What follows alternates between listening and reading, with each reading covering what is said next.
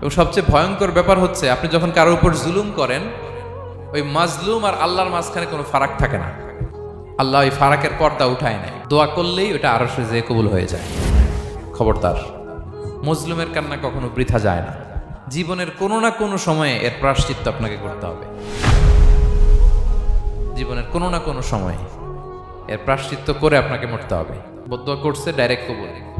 খবরদার আমার পেনাঙ্গের ভাইয়েরা, আমরা যেন জালিম না হই।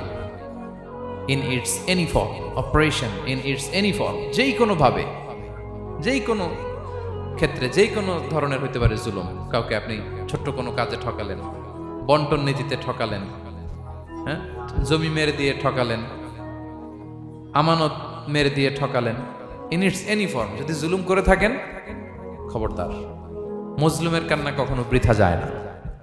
জুলুম শুধু আমাদের জন্যই হারাম না, আল্লাহর জন্য হারাম। আল্লাহ তাআলা বলেন হাদিসে কুদসিতে, ইয়া ইবাদি, হে আমার বান্দারা, ইন্নী হারামতু যুলমা আলা নাফসি, আমি জুলুমকে আমি আল্লাহ নিজের উপরে হারাম করেছি।